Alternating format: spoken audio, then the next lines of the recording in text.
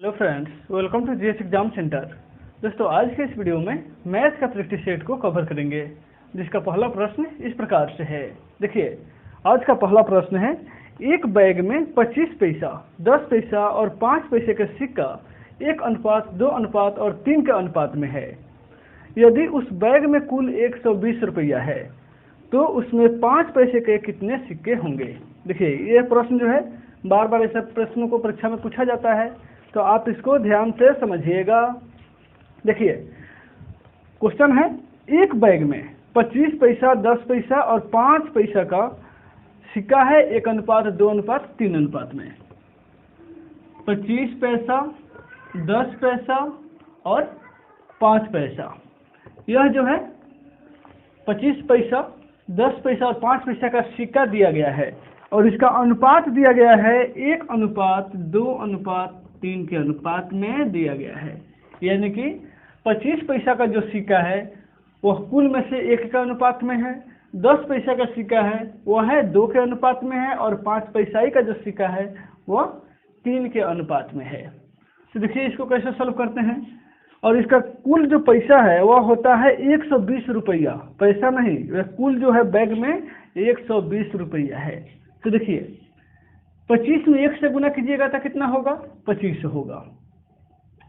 यहाँ रेशियो को हम x में मान सकते हैं, यानी कि ये x हो जाएगा। यहाँ पे 2 अनुपात में है तो 2x हो जाएगा और यहाँ पे 3 है तो 3x हो जाएगा। ठीक है, यहाँ पे है 10 दूना 20, यहाँ पे 25x लिख दीजिए, प्लस 10 दूना 20, ठीक है, और 5 3 15 हो गया ना। 25x plus 20x plus 15x, और कुल टोटल जो पैसा है वह है 120 रुपया है, 120 रुपया। अब यहाँ पे थोड़ा सा ध्यान दीजिएगा, ये जो है कुल टोटल पैसा में है, तो इसको भी आपको पैसा में बदलना होगा तो 100 से गुना करना पड़ेगा। ठीक है, अब देखिए, 25 प्लस 20 और प्लस 15 जोड़िएगा तो 25 और 20 45 या 15 60x हो जाएगा। 60x इक्वल टू हो गया 120 गुना 100, यानी कि x इक्वल टू हो जाएगा 120 गुना 100/60, 60 दूना 120।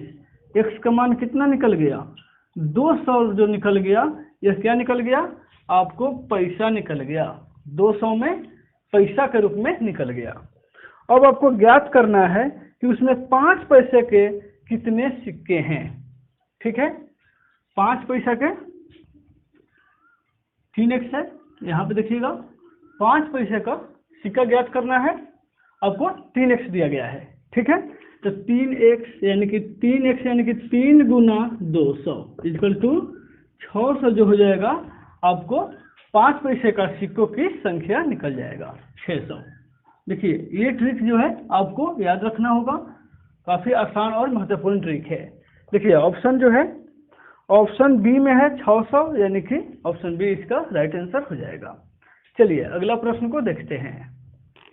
देखिएगा, क्वेश्चन नंबर 2 है, 12 मीटर और 17 मीटर ऊंचाई के 2 स्तंभ जमीन पर सीधे खड़े हैं।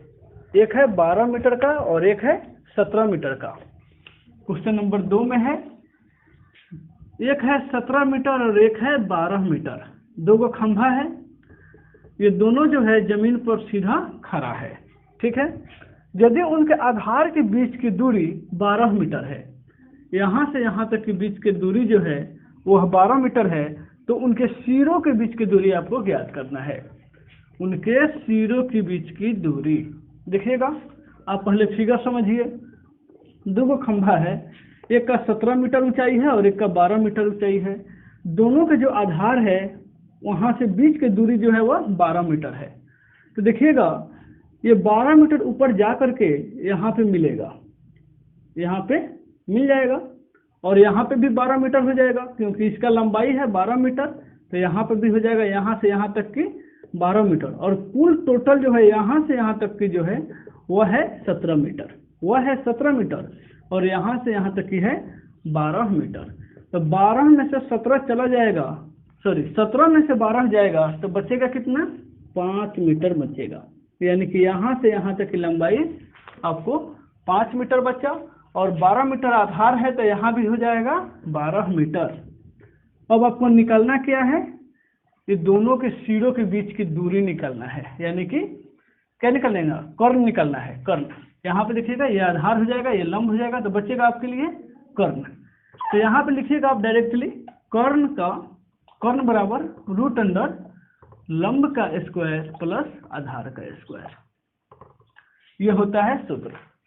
त्रिभुज का कर्ण जो निकालने के लिए सूत्र होता है लंब स्क्वायर प्लस आधार का स्क्वायर।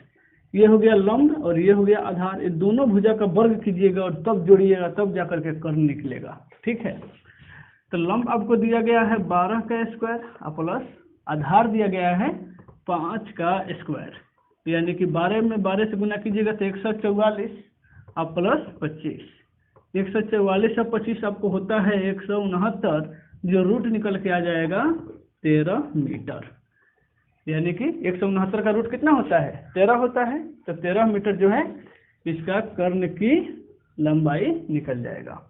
देखिएगा ऑप्शन बी में दिया गया है 13 मीटर, ऑप्शन बी इसका राइट आंसर हो जाएगा। चलिए अगला प्रश्न को देखते हैं।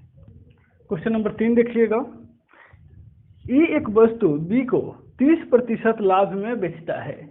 ए कोई वस्तु बी को 30% के लाभ में बेचता है और बी उसी वस्तु को 30% के नुकसान करके ए को वापस बेच देता है। ठीक है, तो इस सौदे में क्या होता है, इस सौदा में क्या होता है। तो सबसे पहले देखिए, मान लीजिए ए कोई वस्तु जो है वो 100 रुपये में खरीदता है और बी को कितना बेचता है, 130 रुपये में बेचेगा, क्या कि 30% को उसको लाभ कमाना है, तो क्या करेगा 130 रुपये में बेचेगा।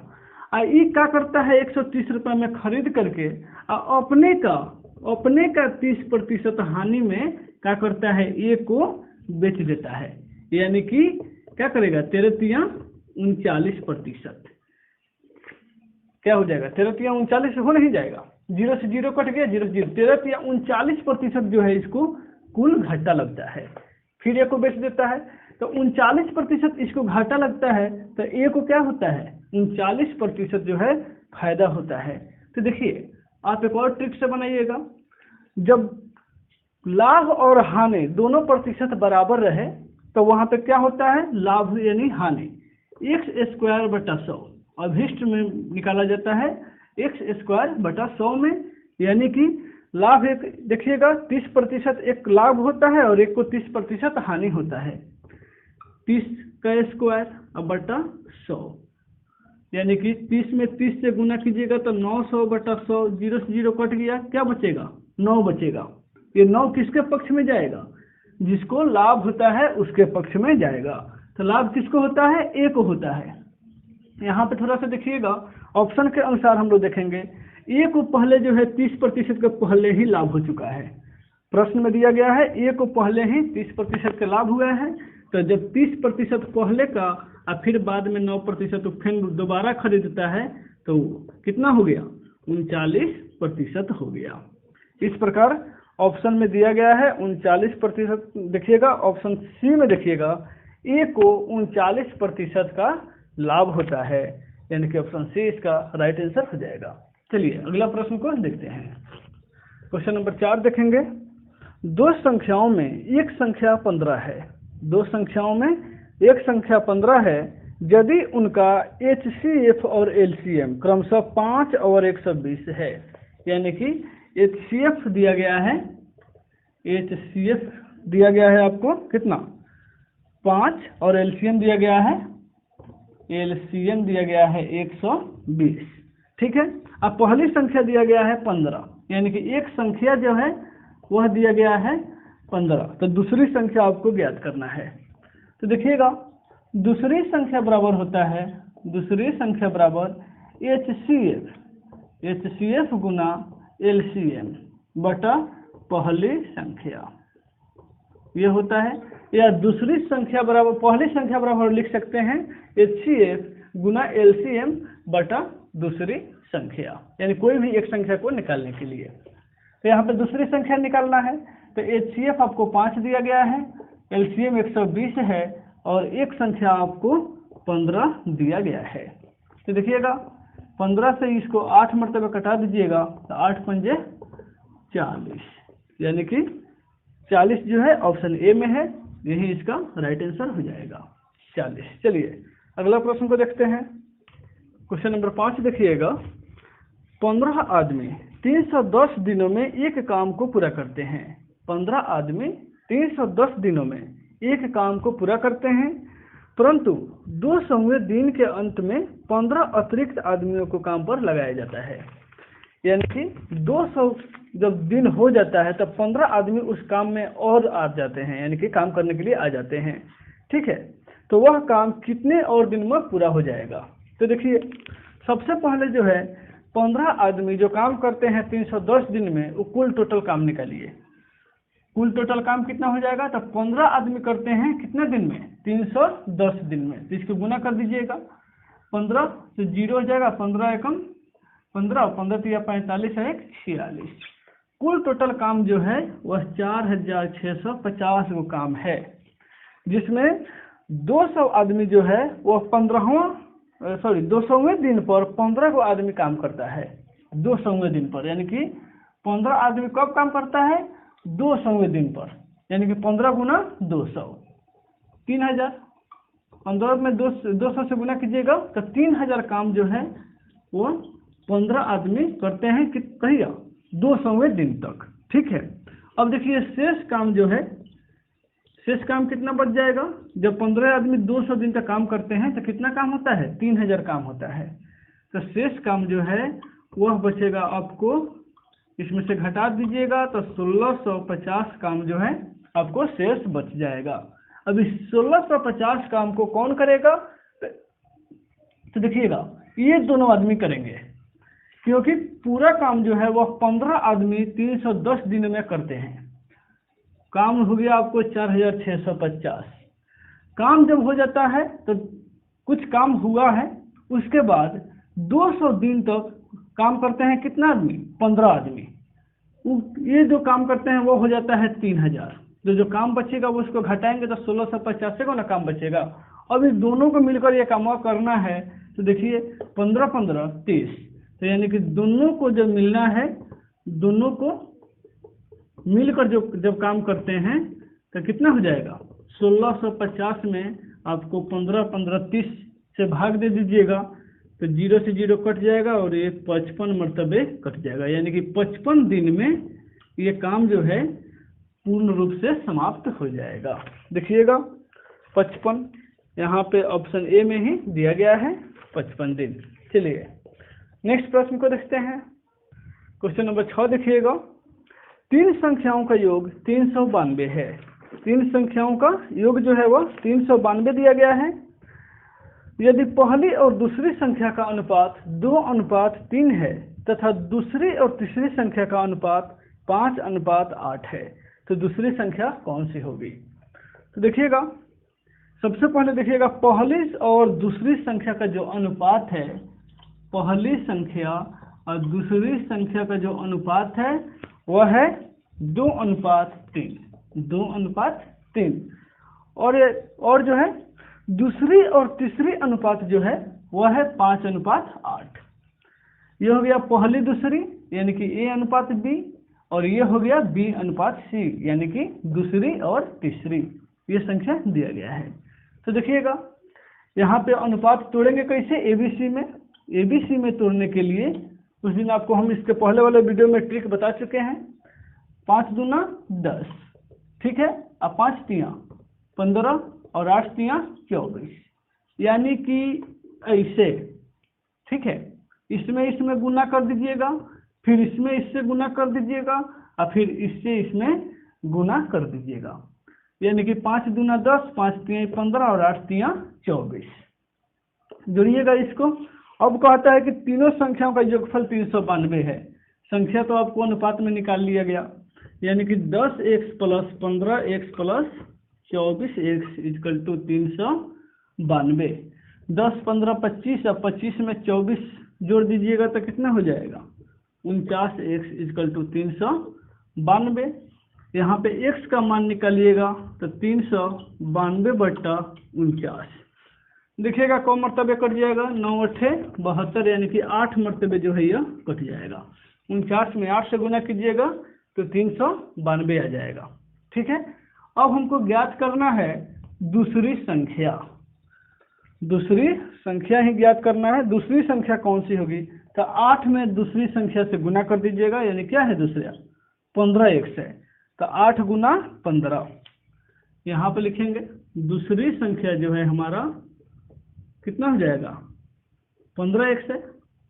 अनुपात में देखिएगा यहाँ पे दूसरा 15 है, पहला 10 है और तीसरा 24 है। तो दूसरा निकालिएगा तो 15 गुना 8 यानी कि 15 में 8 से गुना कीजिएगा तो 120 हो जाएगा। देखिएगा ऑप्शन सी इसका राइट आंसर है। चलिए अगला प्रश्न को देखते हैं। क्वेश्चन नंबर 7 है, 1000 रुपये पर 10% वार्षिक ब्याज की दर से 2 वर्ष के लिए साधारण ब्याज और चक्रवृद्धि ब्याज के बीच का अंतर ज्ञात करना है। तो देखिए काफ़ी आसान है, थोड़ा सा ये क्वेश्चन बार बार परीक्षा में पूछा जाता है, इसलिए आप थोड़ा सा ये ट्रिक जान लीजिएगा। 1000 रुपये पर 10% वार्षिक ब्याज की दर से 2 वर्ष के लिए साधारण ब्याज और चक्रवृद्धि ब्याज, इस दोनों में अंतर कैसे निकाला जाता है? तो देखिए दोनों के लिए अंतर का रूल होता है P इंटू आर का स्क्वायर बटा 100। P इंटू आर बटा 100 का स्क्वायर होगा, ठीक है। यहाँ पे देखिएगा ये जो है चक्रवृद्धि ब्याज और साधारण ब्याज का अंतर ज्ञात करने के लिए डायरेक्ट रूल आप लिख सकते हैं, P यानी कि मूलधन इंटू दर बटा 100 का स्क्वायर, ठीक है। मूलधन आपको दिया गया है 1000 रुपया, मूलधन है 1000 रुपया, आर का मान है 10% यानी कि 10 बटा 100 का स्क्वायर। 1000 गुना 10 बटा 100 गुना 10 बटा 100, 0 से 0 कट जाएगा, ये 1 0 से 1 0 और 1 0 से ये 1 0, आपको बचेगा क्या 10, क्या बचेगा 10 बचेगा। बस यही इसका राइट आंसर हो गया, यानी कि चक्रवृद्धि ब्याज और साधारण ब्याज का जो अंतर निकल गया वो आ गया आपको 10। देखिएगा 10 इसमें है, ऑप्शन ए में ही है इसका राइट आंसर। ऑप्शन ए जो है उसमें 10 दिया गया है, ऑप्शन ए इसका राइट आंसर हो जाएगा। तो देखिए सबसे पहले जो है आपको ये रूल याद होना चाहिए, चक्रवृद्धि ब्याज और साधारण ब्याज का अंतर के लिए रूल होता है मूलधन इंटू दर बटा 100 का होल स्क्वायर, ठीक है। मूलधन बाहर रहेगा, आर बटा 100 का स्क्वायर होगा। तो दोस्तों इस वीडियो में बस इतना ही, फिर मिलते हैं अगले वीडियो में। यदि आपको वीडियो अच्छी लगे तो वीडियो को लाइक जरूर कीजिएगा। Take care.